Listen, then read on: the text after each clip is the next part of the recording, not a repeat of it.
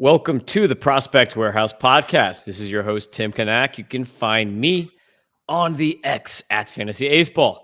And we got Jon here. You can find Jon Anderson at Jon PGH on X, Twitter, whatever. We're about to hit 30,000. Yeah, I'm at like 4. Why don't you throw me some of those guys? So throw me some of those peeps. Takes a lot of time, Tim. Not many people can do what I've done in compiling 29,500 Twitter or whatever it is, 29.9. Probably the most impressive thing anyone's ever done to get a large Twitter following.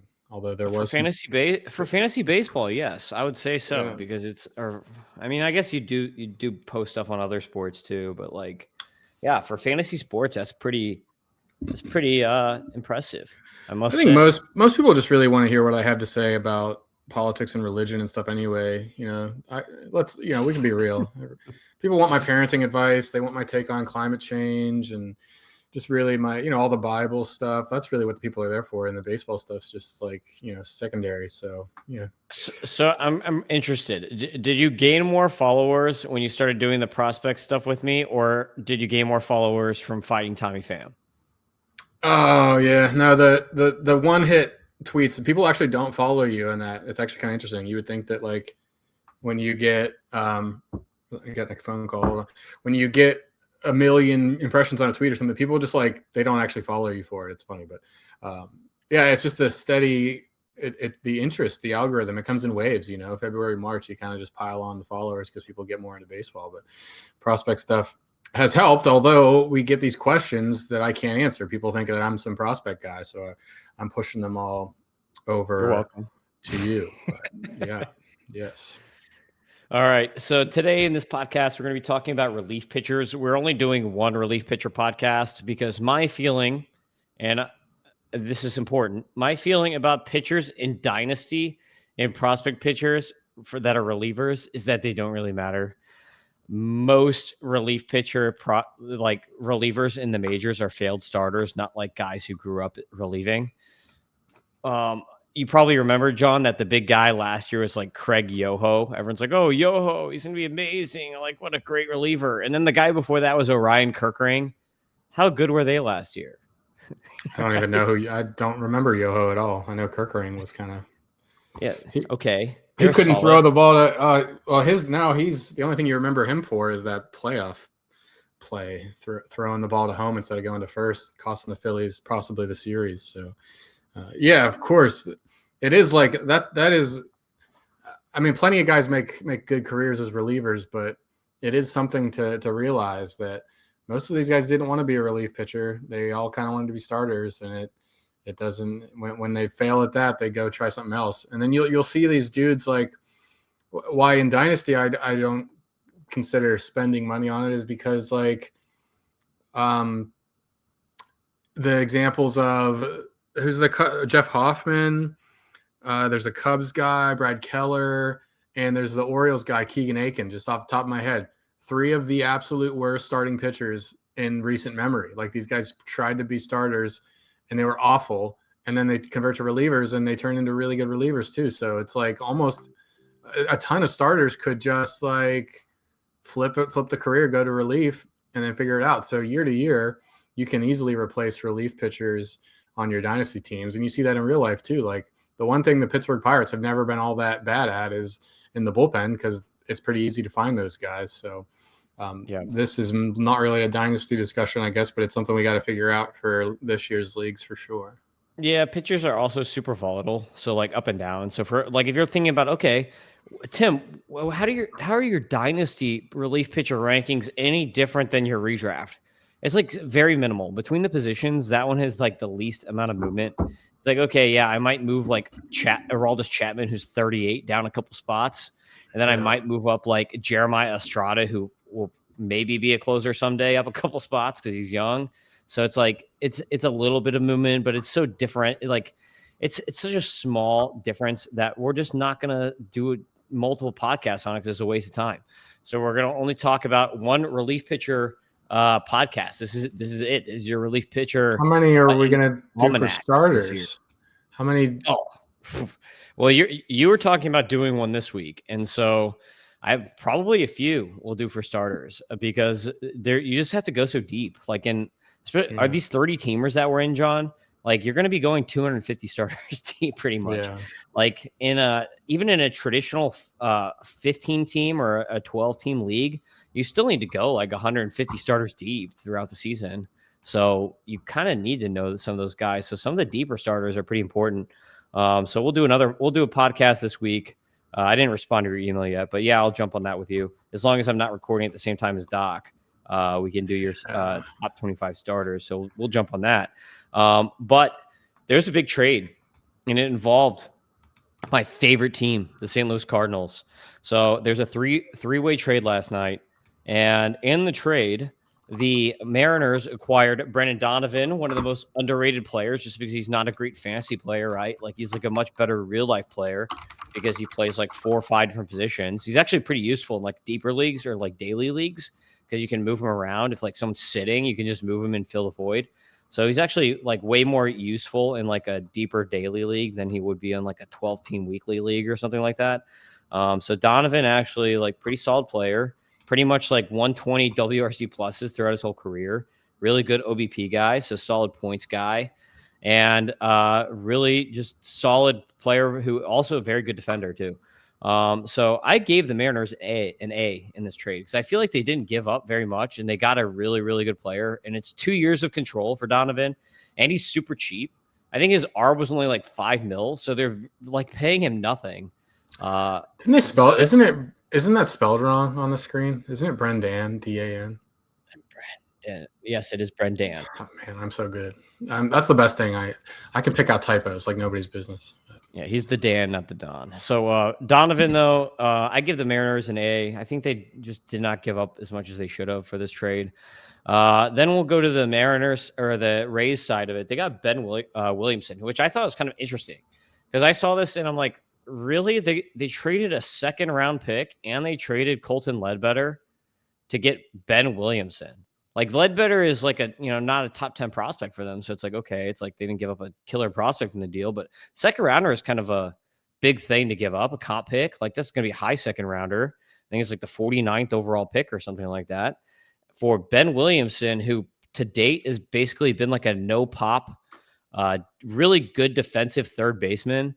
So like when I saw that, I'm like, what does that mean for like Junior Camanero's long-term position eligibility if they're shopping for defensive third baseman?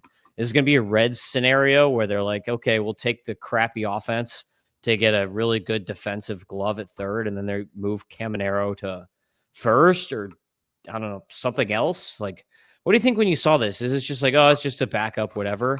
Or is this like maybe they just like is a backup for like, hey, we think Caminero is not going to make it long term at third? I didn't think too much about it. I just thought the Rays just they don't like when trades happen without them being involved. So they were just, they were in the bushes and they heard the other two teams talking. They jumped in to be part of it. But it is an interesting takeaway, I guess. I mean, they don't do anything. They don't do things for no reason. I didn't know what a comp B pick was until you said that. That's like after the first round or whatever, the comp picks. Yep. Is the comp A pick, is that like in the middle of the first round or something? Or I don't think they're comp A anymore.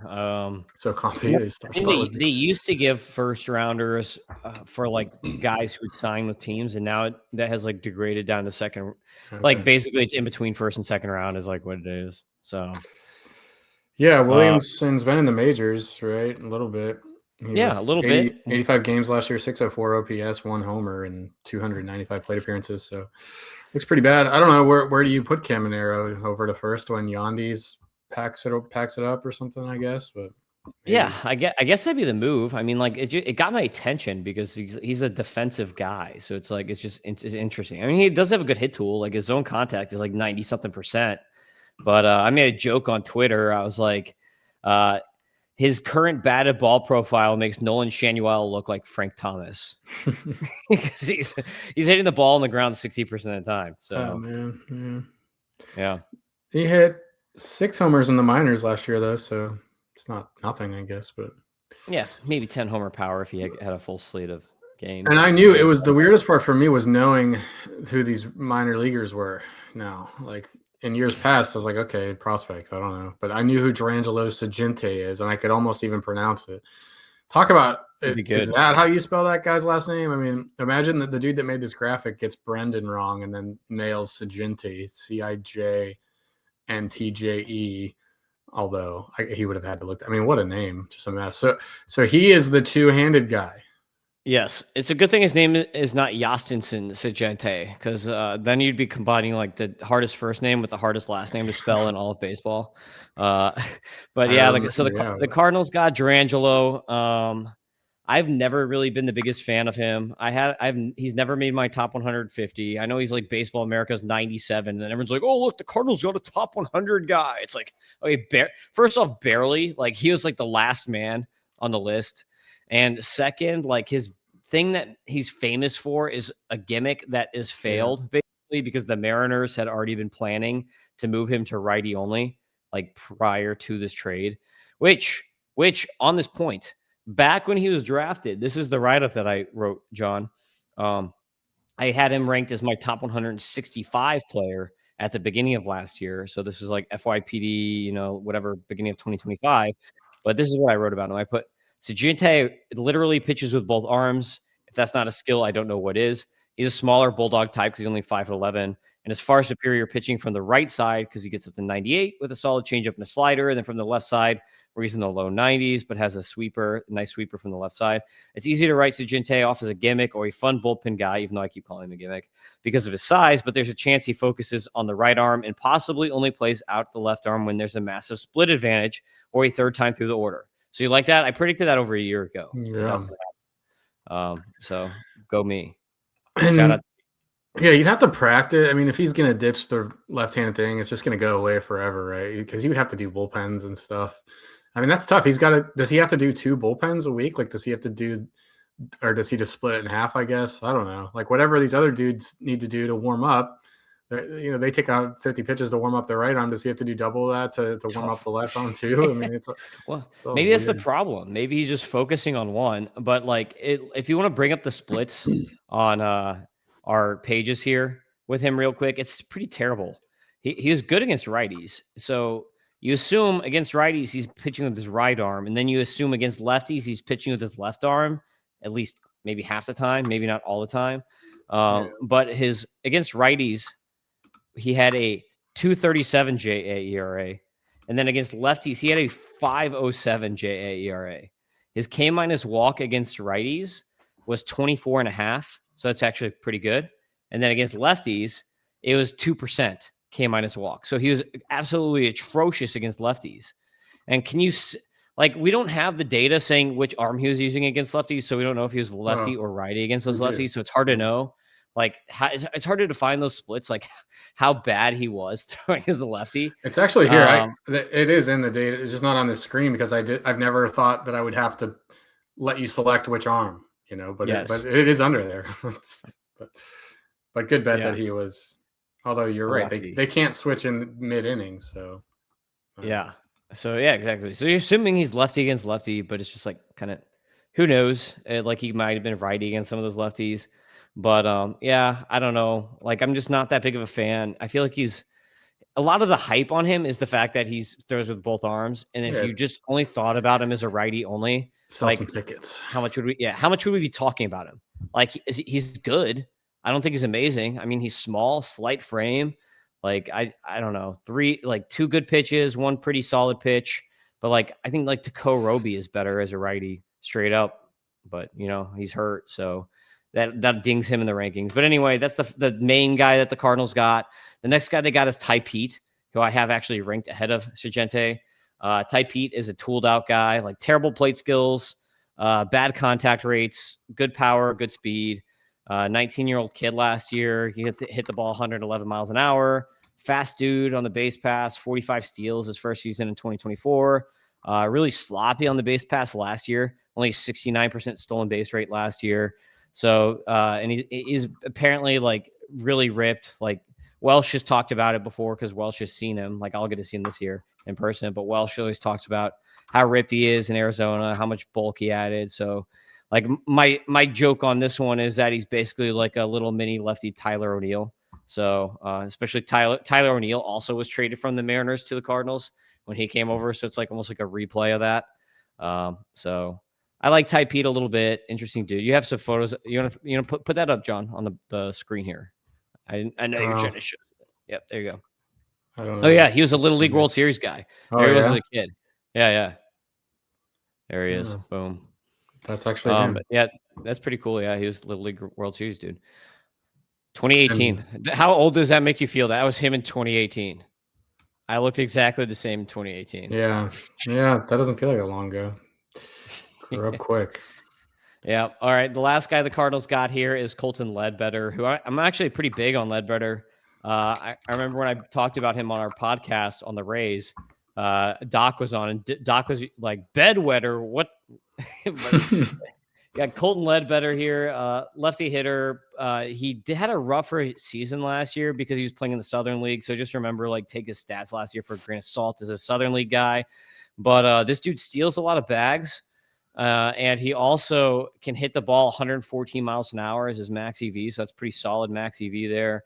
Good line drive guy. Extra base hit, 142 extra base hit plus, John.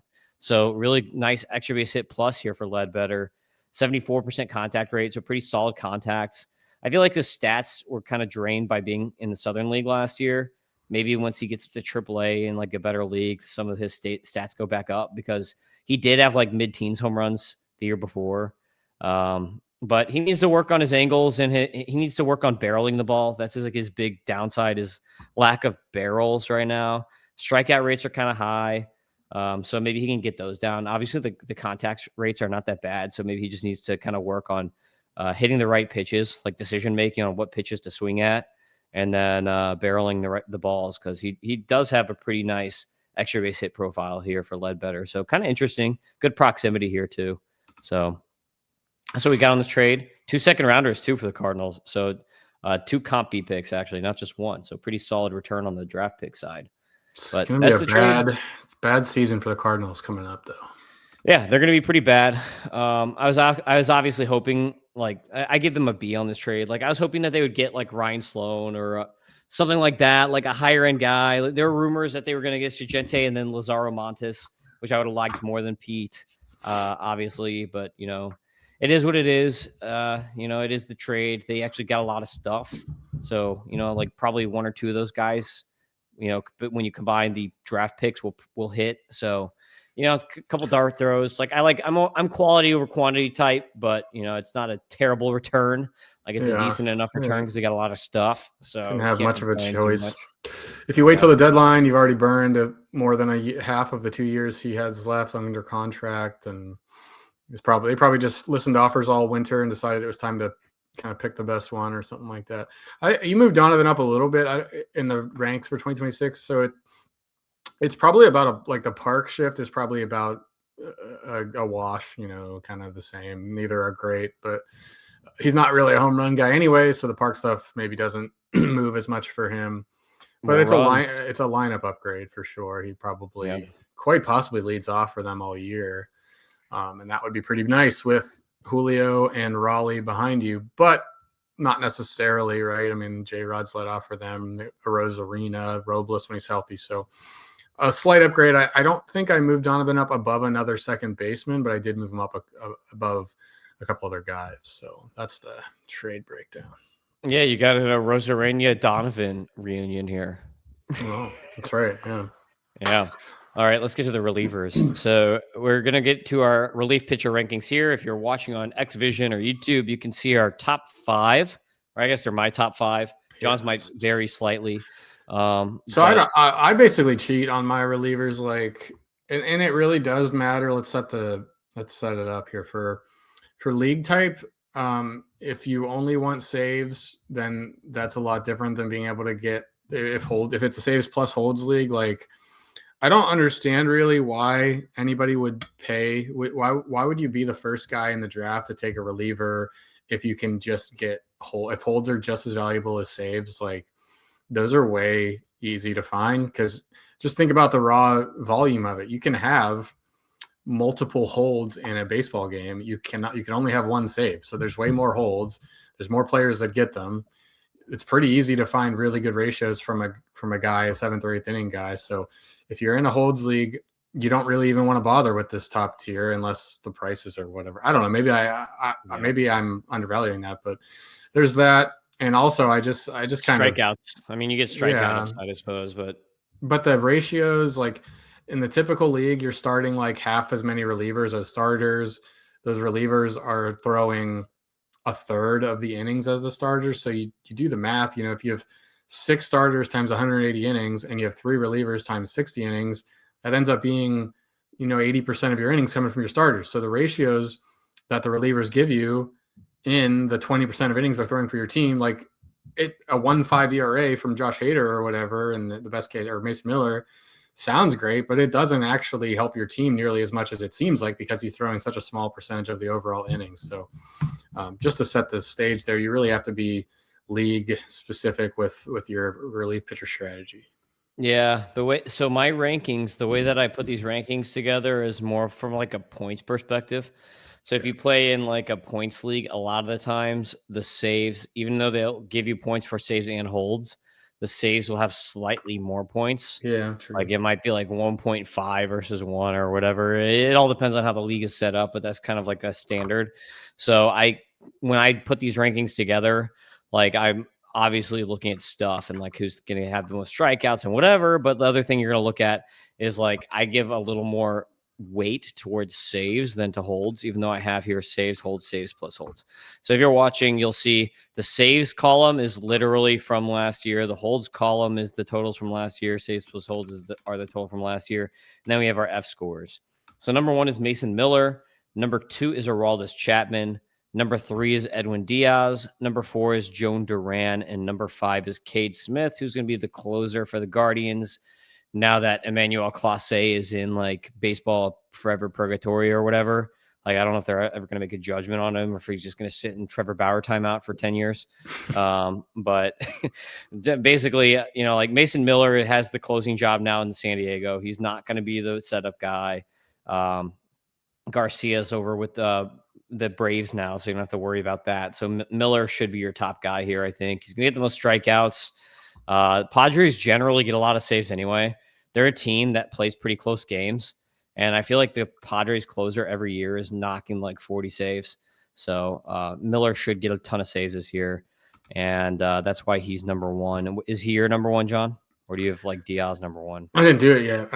I pretty much just copy the ADP. I think so. What I'll do probably is just like take the NFBC most recent auction values or something like that, and then just make those my relief pitcher rankings, because it's so league dependent that you can't even really give those out anyway. But I think I would have Edwin Diaz, but it's an interesting point because the Dodgers are probably going to win the most games, but they often win by more than 3. I don't think they usually lead the league in saves anyway. So it's hard to predict that. And you probably shouldn't work too hard to try to predict that stuff because it's pretty random. But yeah, I mean, Mason Miller has what's his career strikeout right now? Like 43, 44% or something like that. Like if strikeouts are valuable, he's obviously the top guy. He only threw 62 innings last year, while Cade Smith ramped up to 74. Maybe Smith, and again, that's a tough thing to predict either. It does somewhat seem like the non-closers can throw more innings because they're not in those situations where the team is waiting for a save situation, and they'll get to their max at a higher rate. So like last year, Cade Smith led the relievers in fantasy points scored at 313, throwing 73.2 innings. Mason Miller was 12 innings below him, so he was down out of the top 10 in points, but he's probably the best. If you have 1 inning to get, if you could pick one pitcher to put up 1 scoreless inning, who do you pick? Mason Miller probably is the answer for a lot of people. Yeah, he has a 128 fScore, which is the second highest to Chapman out of all these relievers, and a 148 stuff score, which is like the best of, I think, any pitcher. So it's like, like obviously like the relievers are going to score better on that. But 148 stuff is absolutely ridiculous. So Mason Miller, big time champ here. And then Diaz, like when was the last time a Dodgers reliever had 50 saves or 40, like high 40s, like Eric Gagne? Like it's been a minute. Like their guys just don't get, like, even like Evan Phillips was pretty good for a few years, but he just didn't get a lot of saves. I almost expect Joan Duran could get more saves because I feel like the Phillies are going to play closer games. So as long as he's healthy, like he could get more saves. Like Diaz has better stuff, which is why I gave Diaz the, like, the nod between 3 and 4 with Duran. But I think Duran's going to have a good year with the Phillies. Like he could be an underrated source here for saves. We've got to go back to Miller real quick. I've got to once again talk about my connection to Mason Miller because he didn't graduate from Waynesburg, but he and I are probably the two greatest athletes to ever come out of Waynesburg University, a small Christian college in Southern Pennsylvania. He was on the 2020 baseball roster, 2018, 2019, 2020. I was on the 2013 tennis roster. So I was a little bit older than him, a little bit ahead. He didn't get the chance to meet me and shake my hand, unfortunately for him. But he went on to slightly bigger and better things than me, but it's a Waynesburg connection that we can't forget. And yeah, I kind of started thinking about Waynesburg and wasn't even really listening to you there. But I'm going to look at the Dodgers save stuff.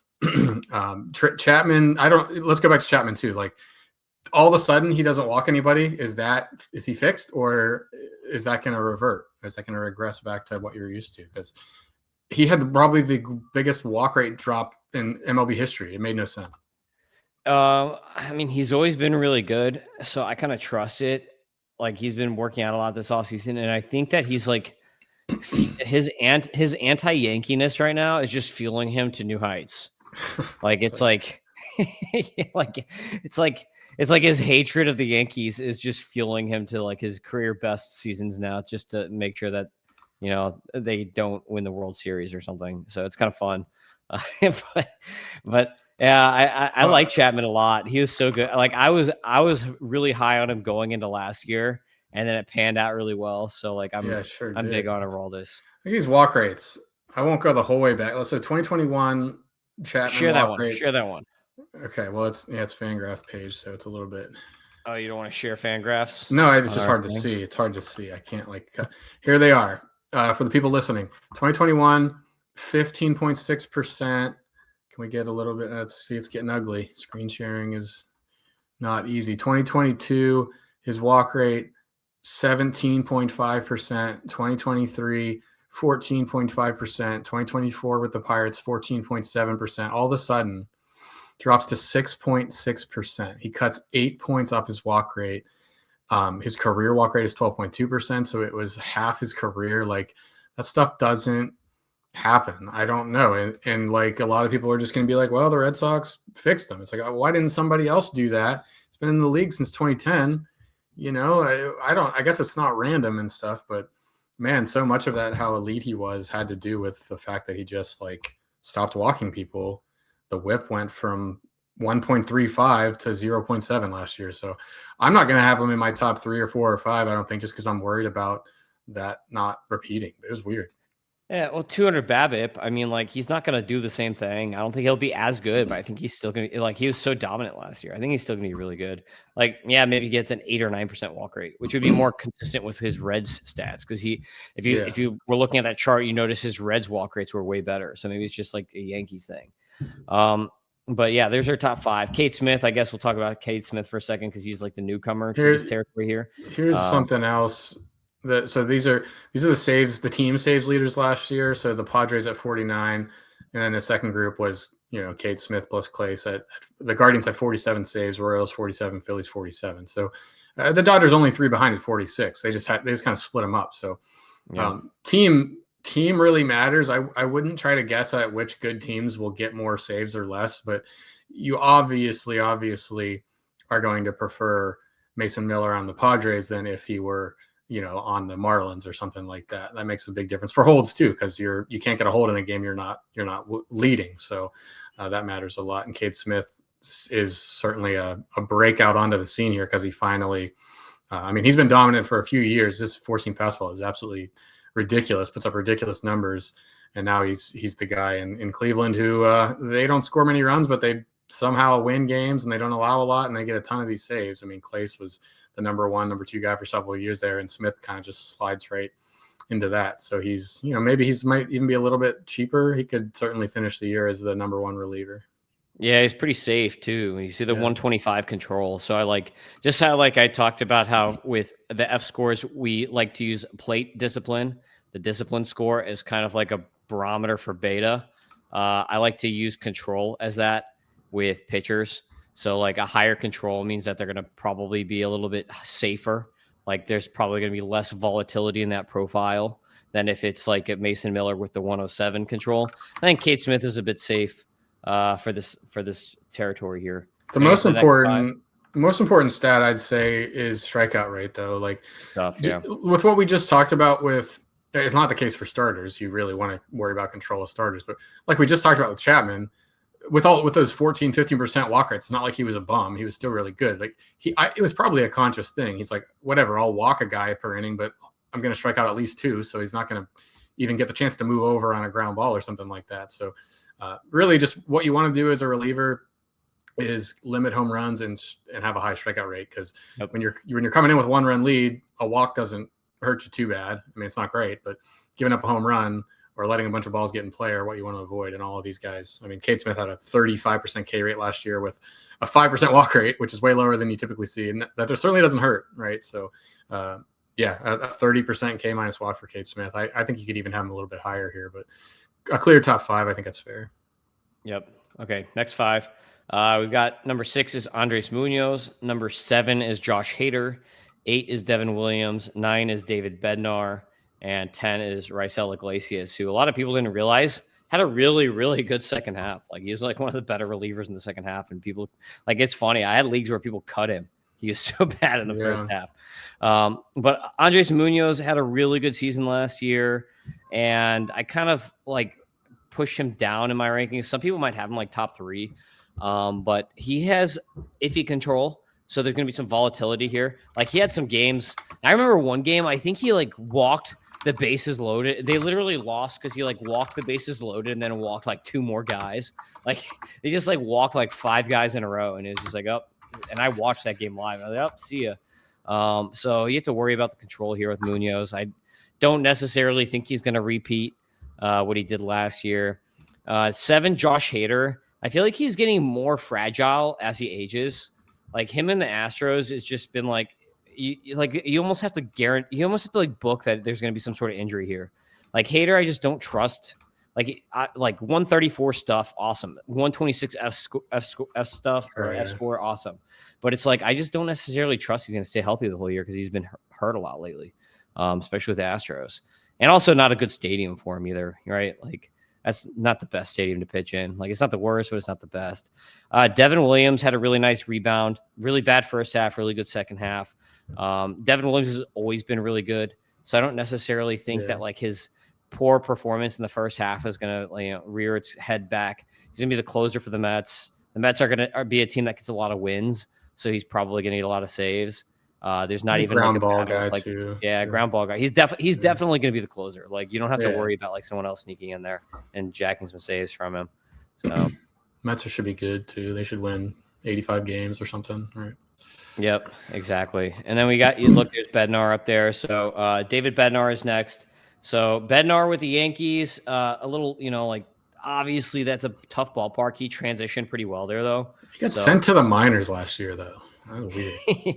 Yeah, and then he was awesome after he came back and figured it out. But yeah, he's always been good though. He's always been this guy who's like really solid, but never been like a superstar, right? Like he's always been kind of solid. Like he's always the guy that you would pick like last. You'd be like, okay, I didn't get any saves yet. Let me pick him before like he falls off because he's going to get 30 saves. And so he's done that every year of his career. But now being in the Yankees, like obviously like there's more pressure on him, but there's also a chance for more saves because the Pirates have always been like an 80-win team. So it's like, he's only going to get like 35, like 36, 37 saves. He's not going to be able to get more than that. With the Yankees, he does have the chance to get 40-something saves. But like, yeah, can he handle the pressure? He did last year. It didn't seem to phase him. So, I wouldn't be surprised for him to have maybe a career year here. So obviously, like it could be worse for homers pitching that park, but like I expect him to be very good. Yeah. It's mostly about job security and, do you have the job? Are you on a good team? And can you strike guys out? And check for Bednar. 34.5% K rate, even with the struggles last year. I mean, almost a 28% K minus walk. It's one of the best, and did not give up home runs. 62 plate appearances per home run. It's kind of a weird way to do home run rates, but it's important. So I kind of wanted to show that for these guys. If you really just don't want to be a super heavy fly ball guy, that was Munoz's special. Only gave up, I don't have the raw number. He gave up 1 home run to every 125.5 batters faced. So he was really, really tough. If you're not giving up home runs, you're going to convert most of those saves. I like He's Hader. not going to repeat that though. There's no way he repeats that. No, he's going to regress. But yeah. I like Hader just because I don't like injury stuff with relievers. It's almost never. How often do you hear about a reliever missing a bunch of time with injury? I mean, it doesn't seem to be a huge issue. And I guess he finished the year hurt. He didn't return, so there's that slight issue. But I mean, he's one of the greats, one of the guys that, and not even to say that because has such a good career means he's going to be great this year, but it does mean that he's going to be the 9th inning guy. He's like one of the few remaining dudes from the old guard that like every team had a closer, and you're the guy that gets the saves, and Hader feels like he's owed that. So, well, let me throw this out here. So, the projections, what projections do is they give every reliever like 62 or 63 innings, pretty much just like automatically. That's like what all these projection systems do. Josh Hader has not thrown 60. He's only thrown 60 innings or more one time since 2019. So 2024, he had 71 innings, but in 2025, only 52, 2023, 56, 2022, 50, 2021, 58, and then obviously COVID-19, short season 19. So like he's only had one season where he's thrown over the estimated, like whatever projection thing in the last 5-6 years. And even now, like if you look at it, like they all give him 62 innings, but it's like he's only done that one time. So are you really going to project that? It's kind of crazy. And that's a consequence of.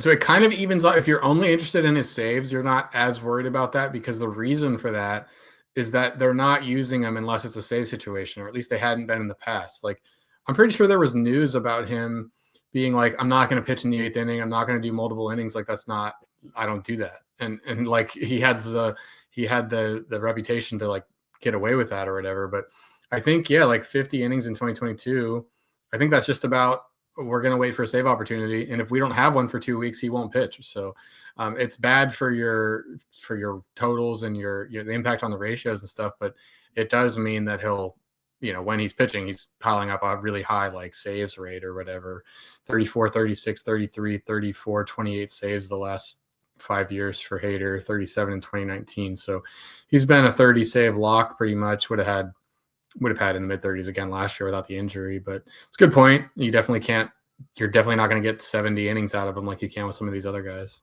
Yep. And then last we got Raisel Iglesias. He has 253 career saves. This guy basically banks 30 to 35 saves every year, and the Braves are a good team. And he bounced back. He has a career 2.90 ERA. Like he's a really good pitcher. People dropped him. They're going to remember he had a bad first half, but pretty solid pitcher. It has been for a long time. 22% K minus walk. He wasn't actually bad. I mean, the K rate's nowhere near these elite guys. Mason Miller's at 44%. Remember, Raisel was at 28%. But walk rate's good. No questions about his like, he's not going to break down in the 9th inning or something. He's used to that. But with Robert Suarez in town, it's kind of a strange, unexpected thing. The Braves went out and dropped the money for Suarez. They said Iglesias is the closer, but his leash is going to be a lot shorter than other guys, you'd think. Yeah, for sure. Next 5, you got Jeff Hoffman at 11, Griffin Jax at 12, Ryan Helsley at 13. Speak to the devil, Robert Suarez at 14, and Kenley Jansen at 15. So for a saves league, we would call it like a cliff here, right? Like if you want saves, get one of the top 10, because we have bigger problems one way or the other, as we'll get to. But at this point, you're like kind of iffy, and that's crazy. Only 1/3 of the league has like a solidified closer, and that's kind of how things have been going. But it's pretty rough this year. It'll get more clear in spring training, I suppose. But for now, if you want to lock in some saves, get in there early. Yeah, I mean, arguably Jeff Hoffman is like the last guy you can rely on, right? Like, and he was not even good in the playoffs. He had some rough times in the playoffs. Yeah. But Hoffman, number 11 here, like banks to be the closer for the Jays. So in fairness, so does Helsley. and Jansen, but you don't know if they'll be good. And I think it's fair to say Yeah. that Hoffman is significantly more risky performance-wise than the first 10 we talked about. Yeah, definitely. And then, so you got number 12 here, Griffin Jax. He would be much higher if the Rays just came out and said he's the closer in my rankings, because he's so good. Like, if look at the fScores, 123 fScore. He's way better than these other guys. 128 stuff, 115 control. Like, he's better than everybody in this tier by far. He's better than some of the guys in the last tier. Like, if Right. they just came out and said Griffin Jax is the closer, then I might have him like ahead of Bednar. Like, he might be like between Devin Williams and Bednar for me, because he's so good. But it's just like, okay, like the Rays basically have said, oh, we don't know what we're going to do. And it's going to be some mix of Jackson, Uceta, and Baker. And like Jackson will probably run with it, but Uceta and Baker are no slouches. Those And that two lefty guys, too. They have the lefty. They have a lefty as well. So yeah, the Rays never do. And the Rays might be really bad. I mean, they're never really bad, but they might only win 74, 75 games this year. They're not trying to win. So you could be splitting up like 28 saves 3-4 ways. So big boost for him in holds leagues though, because he is extremely good, as you mentioned. Yeah, he could get like, I mean, like, I don't know. If I had to guess how many saves Jax is going to get, 23, 24, probably. Yeah. Like Plus for the 10 year, holds or something. So the holds will be exactly. there. It was like 8, 9, 10 holds, something like that. So next on the list is Ryan Helsley. Helsley obviously had a pretty bad time with the Mets. He was really good at the Cardinals, gets traded, and then it just gets blown up when he's with the Mets. And he was really good for years before then. So, like, what can we expect from him? Like, is this just like, oh, he's just really good with the Cardinals, he loved it there? I don't know. Like, he could have probably come back to the Cardinals on a short-term contract if he wanted to. Maybe they would have re-signed him. Baltimore's going to be pretty good. So, good team. Could get a lot of saves. This could be like your big value. Like, this is the big gamble. Like, Helsley here could be like the biggest dart where, like, you could throw this dart and he could be a top 5 closer. Like, he could be a 40 or 50 save guy. So, like, this could be a huge gamble that pays off, or he just completely messes it and is terrible. So, it's like, this is like a big time gamble here with Helsley. I'd so much randomness. He's been really good for his whole career. So, like, I'd kind of take this one. Yeah, and the Orioles could be one of those teams that wins 88 games and most of them are close. So I like that as well. Maybe you don't want him as your first guy, but the thing to also point out is that even like we talked about the ratios in the ERA not being a huge impact on your overall fantasy team, it's also incredibly random for relievers because we're talking about 50, 60 innings. I mean, you think about a starter, they've got how many times do you see a starter with really bad numbers in mid-May and then they figure it out and they get it together and things even out? But in mid-May, they're probably at like 40 innings, like these relievers basically pitch a third of the season, which just makes them susceptible to all kinds of randomness. I was just reminded of Josh Hader. In 2021, Josh Hader had a 1.23 ERA. And in 2023, 2 years later, he had a 1.28 ERA. Between those years, he had a 5.22 ERA. I mean, things can get really weird in a single season sample. So you almost don't want to guess at it. You're just looking, like we said, for the good teams and the guys with strikeout rates. And Helsley came down to 25% last year. It's hard to believe that, that doesn't come up, the big velo. I don't know. Also, maybe he was one of these first guys kind of throwing 101, 102, doing that 7-8 years ago. And now that's a little bit more common. So maybe hitters are just not, they're more prepared for it or something like that. But overall, I agree. He'll be the closer. At least he'll be the first guy to get a real shot at it on a good team. Yeah, definitely. Next here is Robert Suarez. So Suarez with the Braves, not going to get saves. We just mentioned that Rysel has basically been given the nod as the closer. Suarez is going to be the setup guy. If Rysel's bad, that could change. But like I said, Rysel has been very good for a long time. I don't necessarily expect that to happen. And then Suarez too, 35 years old. A lot of people might not realize how old he is because he came over late in his career. But he's 35, so it's not like he's like way younger than Rysel or something to like take the mantle. It's like they're basically the same age. How much stuff? These last two have the low stuff, Suarez and Jansen. Suarez only had a 13% swinging strike rate. Not a huge, 20% K rate, but he's had some times where he's just not getting a lot of strikeouts, and that's always a little bit more risky. So a couple things that matter between these guys is that Suarez is moving to a worse ballpark. Braves ballpark plays up for hitters. Yeah. So he's moving to a worse ballpark for him. San Diego is a really good pitcher's park. And then you've got Jansen, who's moving from the Angels, which is a really good hitter's park, to Detroit, which is like a top-notch pitching park. So like basically reverse ballparking here too. If you're in a saves only league, you probably want to take Jansen ahead of Suarez. But in saves plus holds, I'd probably still lean Suarez because he's better, safer, a little bit younger. And he's probably going to get a ton of holds because the Braves are pretty good. So like I still expect him even in saves holds. Like wouldn't you expect like 30 something for Suarez still? Yeah, it'll be good. The Braves. I mean, Yep. there's a clear 1-2 there. He's not going to pitch in the 6th inning or anything like that. Yeah, so I think that's good. These are the kind of guys I would target in a save holds league. Like let the big first 5 big closers go off the board, and then settle in with Suarez or with Griffin Jacks or something like that, where the 8th inning counts almost as much. As for Jansen, he will he? I wonder now, because the Tigers should be in the division race. You would think. I don't think they're going to be great, but the division is very winnable. What if he's struggling? I mean, he's the Hall of Famer.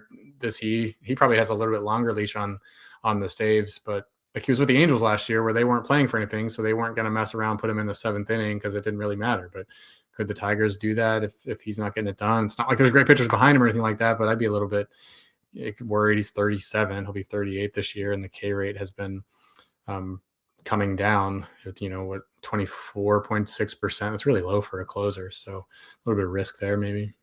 Yeah, I mean it's possible. The thing, like he's a fly ball pitcher.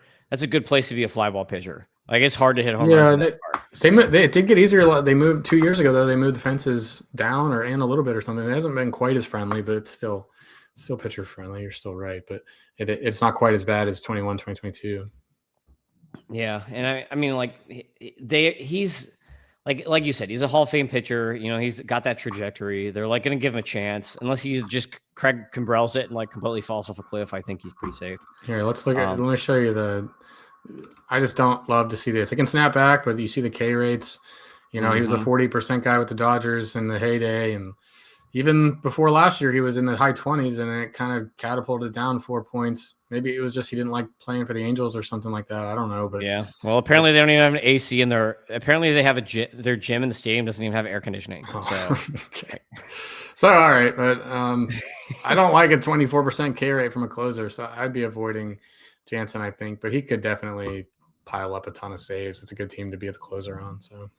Yep. Next on the list, we got 5 guys. 16 is Pete Fairbanks. 17 is Trevor Megill. 18 is Ryan Walker. 19 is Dennis Santana. And 20 is Robert Garcia. I got the wrong graphic. Hold on. You got the wrong one on there. So we got Pete Fairbanks is going to be the closer for the Marlins. You already mentioned, like, how much do you want to be the closer for the Marlins? Pete Fairbanks is good. I wouldn't say he's great, but he's always been good when he plays. He has health issues too, so like even more so than Hader. Like you can't expect more than like 50 innings from Fairbanks, really. But when he's healthy, like he's pretty good. Miami's a great pitcher's park, so he's going to be in a good park. But how good will the Marlins be? Like he should probably still get like 25 saves. They're going to have some good pitching this year, so he might actually. They might win a lot of like close 3-2 games. Right. Like he could stealthily get a good amount of saves. Actually, I like him a lot. He'd probably be my favorite target after the top 10 or something, like price considered target. Yep. Next is Trevor Megill. The Brewers kind of messed around. Like Megill is safe, but he's not their best reliever. Like I like Abner Uribe. We'll talk about later. Is it really Megill, or do you just saying that? Is it that's what I hear it. Really? I want to say Megill, but I hear everyone say Trevor and Tyler as Megill. Really? Yeah, both brothers. So yeah, Megill is pretty good. Was good last year, 30 saves. But with Uribe around, like Uribe had 7 saves last year. I think Megill was hurt when he did get the saves because you see he didn't have any holds at all. So it's not like he was just like pitching in the 8th inning. So I think this is more just like, what are they going to do? Like Uribe's better. The stuff is better. Miguel's been good and solid, so maybe they just leave well enough alone and leave that the pecking order. But it's just hard to rank those guys because they both did get saves last year, and because Uribe does have better stuff in my mind. So do you have a note on this Brewers bullpen here? The drafters are like almost just as excited about Uribe as Megill, and this is saves only. So these guys are really hunting for saves in the NFBC. I think, and on the screen we show the ADP trend, and it's gotten really tight. It opened up with like an 80 pick gap, but in these January drafts, they've been, McGill's around 110 and Abner's around 130. So there's like just a round or two. I think a lot of that is about trade speculation for McGill. And as we get closer and closer to camp, that becomes less and less likely. I guess if they were going to trade McGill, they would have done it now. I don't see them doing it after they report to camp. So this will probably open back up a little bit. But Uribe is probably the better pitcher. I believe I heard that he was kind of the preferred guy in the playoff series where teams kind of show their hand. Like they're going to put their guy they trust. And so they might like him a little bit more. But again, like the eighth inning is often the other thing, the eighth inning is just as important as the ninth inning. 3 outs or 3 outs, like the first inning is just as important as the ninth inning in a vacuum or whatever. So they might be fine. A lot of teams will. It's not necessarily just because Uribe is better doesn't mean he gets the ninth inning. Maybe they do like the fact that they're comfortable in their roles or whatever. But this would make you a little bit nervous if you're trying to get saves from the Brewers, especially because Peralta's gone. It could be a pretty mediocre team, I would say. No guarantee of the Brewers winning 90 games again. So I'd probably try to avoid it. I wouldn't really be hyped about Uribe's price now either, but Holds League, they're both pretty good because the Brewers are probably are they still the favorite in the NL Central? It's probably close, but them or the Cubs, I would say. Yeah. So I don't think the Reds have done enough. If they had added Schwarber, then maybe. But next is Ryan Walker, 18. Walker should be pretty safe. He wasn't as good last year. He was kind of rough. He started the season as the closer and then ended the season as the closer, but that's all because Randy Rodriguez got hurt. Like Randy Rodriguez was really good before he got hurt. Yeah. He's out for the season with Tommy John. The Giants didn't really sign anyone else who could take that spot. So unless like Hayden Birdsong just becomes like an amazing electric reliever or something like that, like I don't expect anyone to take the spot from Walker. Great ballpark to pitch in. But like, hopefully, like it all depends on how well he pitches. Like a 99 stuff is not good. He's like for a closer, that's pretty lackluster. That's the worst stuff guy that we've talked about so far. 23% K rate, but the ballpark does help. He was a ground ball guy. Only give up 4 home runs in 61 innings, so it evens out a bit. But he is not a strikeout pitcher. Yep, exactly. Next is Dennis Santana. He kind of popped out of nowhere last year with Pittsburgh. He was really good. So he once Bednar was traded, he did come in and perform really well. Again, a lower stuff guy. So like you're probably not going to get a ton of strikeouts, but again, it's also a great place to pitch, good pitcher's ballpark. And I don't know, like you're the Pittsburgh guy.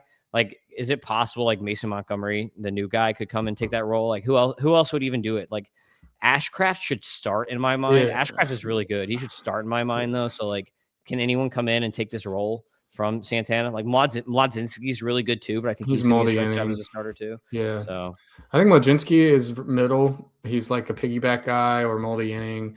I think if they'll play the matchups, you'll see Montgomery get some left-handed stuff. But no, how many lefties have we talked about on this? That like this is another general rule that I actually did some research on a couple of years ago. Like if you take out Josh Hader, look at all the saves. Okay, so this is what you do. Go back. I should do this again, actually. Go back the last 5 years, get all the saves guys, take out Josh Hader, and then see what percent of the saves went to a left-handed pitcher. It's extremely small. Left-handed pitchers are like 35, 40% of the league. They get like 5 to 10% of the saves if you remove Josh Hader, who is kind of doesn't count, outlier. So for whatever reason it is, I mean, the lefty-lefty matchup in baseball is somehow more valuable than the righty-righty one. So they're more likely to get the lefty pitcher on a lefty hitter than the other way around. So it just goes to the righties a little bit more. So I wouldn't worry about a lefty taking over for a righty in these kind of situations, but I don't think Santana gets 95% of the saves or anything like that. And you're right. He looks very, very similar to Ryan Walker with a 22% K rate, but didn't allow home runs. But no, I maybe like this Kyle Nicholas guy, he doesn't have much command and he hasn't proven much, but he's got really good stuff. He might be their best right-handed pitcher, like stuff-wise, but I think it's safe. And I think the Pirates are set to win 78, 79 games this year. They're a better team than they've been in the past. So I think that's a good deep one too for saves. Yeah, major flyer if you want to take it. Mason Montgomery, 124 F stuff. So we're not going to talk about him in this pod because I think we're going to go 40 deep, but he's my number 41 reliever. So his control is terrible, 82 control, but a 124 stuff. So there's, like you mentioned, stuff is way more important than control for a reliever. Robert Garcia, the last guy in this tier, talk about another lefty here. He is projected to be the closer right now for the Rangers, but they've got Chris Martin hanging around. Josh Spores is going to be healthy. and they've got Alexis Diaz. So it's like, like I just don't know how much to trust him. Yeah, he had 9 saves last year. He's their leading guy. He's on the top of the depth chart right now. But they only have 2 lefties. Well, you just said it. Say that again. You just said he had 9 saves and led the team. Yeah, that's really low. Yeah, well, no, well, he's the last man standing basically from the team. Last year he got 9. Luke Jackson got 9. Phil Matten got 3. I think they had Yates going into the year. No, or was he in the Dodgers already? That was a couple of years. Yeah. So they only had 26 saves as a team, and 6 guys got at least 1. So they've been one of the organizations that has not committed to a guy in a really long time. So I would probably Spores has had saves there before in the past. Alexis Diaz could easily come in and just be like the guy if he rebounds at all. Chris Martin is solid, but he's like, I don't know. Are you like right now? Chris Martin is projected to be the 8th inning guy. He's going to be 40 years old, but he's a righty. So I don't know like what they do here. It's just like a mishmash of like okay guys. You actually don't have any standout reliever. Rangers fans are probably mad because Kirby Yates did have 33 of 37 saves in 2024. So that was a different story. And then they had Will Smith a couple years. So, okay. It hasn't been as split as I thought, but last year it certainly was. And they don't have a clear like pitcher where you look at and you say he's the best guy. So it'll probably be a mix again. Yeah, unless Kumar Rocker, they just like say screw it, they make him the closer. Yeah, I think that'll happen. He'd be a fire closer because he has 2 really good pitches, and then the rest of his pitches are garbage. So that could always happen too. Next 5 is Abner Uribe. We already talked about is 21. 22 is Jeremiah Estrada. Love him for holds leagues, like phenomenal stuff. 128 stuff. Just definitely stuck behind Mason Miller, so not going to get you any saves if you're in a saves only league. Next is Emilio Pagan. Like, how much do you expect Pagan to repeat? Like, he had his best season of his career at age 34, playing in Great American Small Park. Like, will that happen? They did sign him to be the closer, so he's going to be the closer. But, like, do we really expect that to happen again? 24, we have Daniel Palencia, who was pretty good for the Cubs, but they brought Phil Matan in as a nice backup. And 25, Edwin Uceta, who we already talked about with Jax. Like, Jax, and Baker are all supposed to kind of split saves there. So I don't really know what's going to happen. Should probably be Jax who gets most of the saves. See, Uceta 21 holds last year, only 1 save. But they just haven't shown their cards yet. So it's like, what can you trust? Relievers. When you run into, especially the Rays are like the most platoony organization of all time. Like, I feel like you just can't really trust anyone there. Though the Rays generally do fall back on one guy. Like in the past, they've shown when Fairbanks was healthy, Fairbanks was getting the majority of their saves. So it's very possible they actually do fall back on Jax. They just don't want to play their, show their cards or whatever. So this little group is really good for holds. And then a couple kind of like deep league saves guys who are a little scary. So what's your thought on this group here, John? Pagan and Palencia for saves. They stand out ahead of these other guys. I think they will, if nothing else, open up being the closer on opening day. And if they pitch moderately well, I think they hold on to it. And they're both teams that could win more games than they lose. I mean, the NL Central, besides the Cardinals, they don't have and the Cardinals are probably going to lose 90, 95 games, but everybody else will probably be around 75 to 85 wins. So they can all kind of win games. And Pagan I think he's pretty low here. This is saves plus holds ranking, so it's a different story. But again, like, he's one of these guys, him and Palencia, that you can get pretty cheap and feel decent about getting 20 plus saves. Your Uribe, if McGill would get traded, he would shoot up the rankings in a hurry. All this stuff, spring training is very interesting to watch for this stuff. You kind of see what teams are thinking. A lot of times our guesses will be wrong and teams will have a different idea, and you can start to figure that out in the spring. So got to keep an eye on the news. I would probably just avoid the Rays overall, unless you're talking about holds. And if you're going to pick one, you take Griffin Jax for sure. But I don't hate Pagan, Palencia. I mean, the Cubs have more competition for Palencia than the Reds do for Pagan. But like you said, Pagan's not definitely good. So it gets tricky down here. You definitely got to have a closer or two by the time you're looking at these names during your draft. Yep. The next 5, we've got Brian Abreu, who is the setup guy for the Astros, Matt Brash, who's the setup guy for the Mariners. So obviously, like, when you're in a 15-teamer and you're drafting for saves only, you want to handcuff guys, right? So like almost one of the problems with getting like a Munoz is you like have to get Brash before somebody else snipes him from you because you want that handcuff, and Brash is really good. It's the same thing with like Hader and Abreu. So we've got Abreu, Brash, Seranthony Dominguez is next, who is a closer, but it's the White Sox. So like realistically, how many saves is going to get? Like low 20s maybe. Garrett Whitlock is a really good reliever. You actually mentioned him in the mailbag pod, I think. Reed Detmers is on this list, though it looks like he's going to start. He was really good in the pen. So like if he is really bad at starting again, maybe they just send him back to the pen and he could be the closer there for the Angels. We've got Doval, Adrian Morehone is good. Gabe Spires good. Grant Taylor kind of had his role taken. I was really high on Grant Taylor before they signed Seranthony because I like Taylor's stuff a ton. I feel like he was really unlucky last year. Really great prospect, but now he's blocked by Seranthony for the next 2 years, it looks like, as the closer. You got Louis Varland, Tanner Scott, Jordan Leisure, Vesia, Hunter Gaddis, Mason Montgomery, a bunch of dudes who are setup guys pretty much. I think the only team that we haven't talked about for saves maybe at this point is the Cardinals. You see number 47 is Matt Swanson down there. I like right now, a lot of people think it's going to be JoJo. JoJo is a lefty, so keep that in mind. And JoJo also will probably get traded at some point. Even if JoJo opens the season as the Cardinals closer, number one, he's a lefty. Number two, he will 100% get traded by the deadline. There's no way he's going to be the Cardinals closer past the trade deadline. And who will be the closer then? A lot of people like O'Reilly. I think O'Reilly sucks. I think Swanson is the best reliever in the Cardinals bullpen right now until you get like Gastelum up or like maybe Cooper Jerpy or something coming back from Tommy John halfway through the year. But Swanson is the best reliever in the pen. So like second half, Cardinal saves, like that would be my bet for saves. First half is maybe JoJo unless they trade him. So like that's why I don't want anything to do with that Cardinals pen this year. Yeah, I like Grant Taylor here. I liked him a lot better before they signed Dominguez, but if Dominguez blows up or gets hurt, Jordan Leisure, Grant Taylor. But Grant Taylor's probably their best arm back there. He's really good. And we thought maybe they'd make him a starter, but it looks like bullpen again.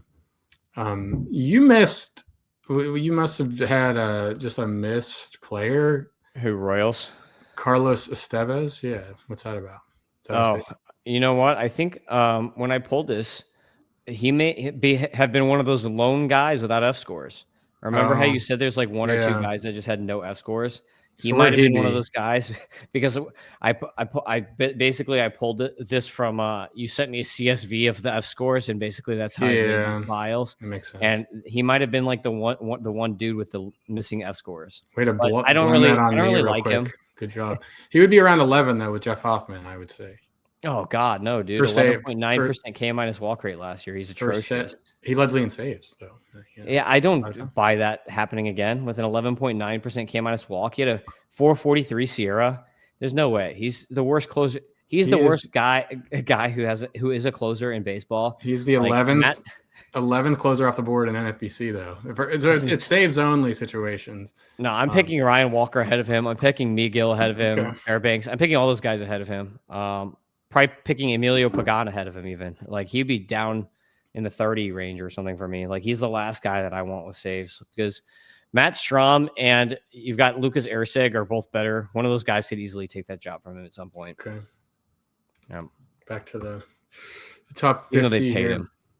Yeah. Yep. A lot of these guys will pop up. I mean, if you're in a normal league where you can make trades and waiver stuff, like it's not hard at all to find some saves and a bunch of holds during the season. So don't overpay, don't reach, don't overbuy in auction leagues and stuff. Relievers, they're probably the easiest position to manage during the season. Yeah, and then the Rockies. I don't have a Rockies reliever on here. I don't want any of them. Never. Of course not. Vodnik, Herget, Halverson. I don't want a single one. They're going to destroy you. They're going to destroy your WHIP. They're going to destroy your ERA. It's not worth the 8 saves you're going to get from one of those guys or whatever because they're going to be all split up too. Let's guess. What do you think?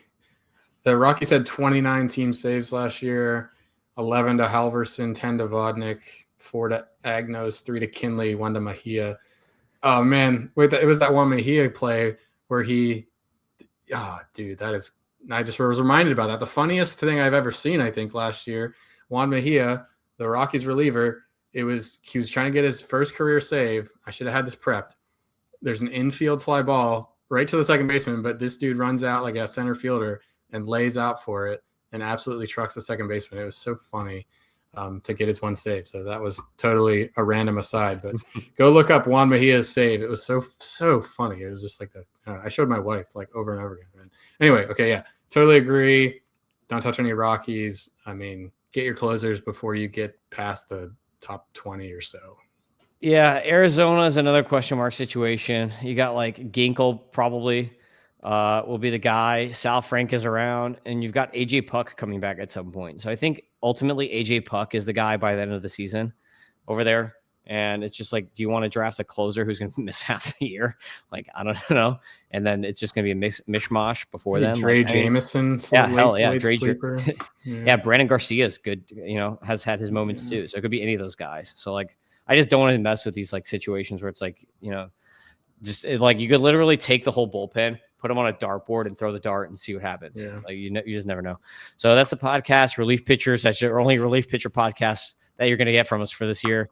Unless John really, loves pain and wants to redo this with his own rankings, then, enjoy that one. There are some. I don't do it. I'm with you. I don't do relief stuff.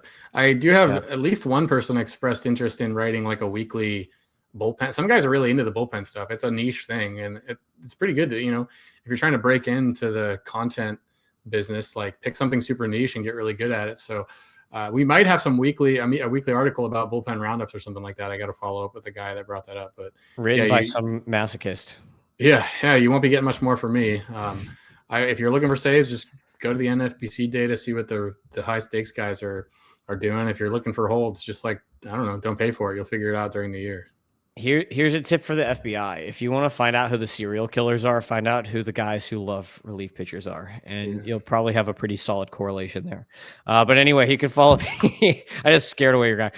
You can follow me on X at Fantasy Baseball. You can follow John at JohnPGH. Make sure you subscribe to MLB Data Warehouse and make sure you buy the prospect package, only $29.99 for all the lovely draft sheets and rankings. We'll see you next time. We're going to be doing the back end of my top 150 prospects with Doc. Peace out.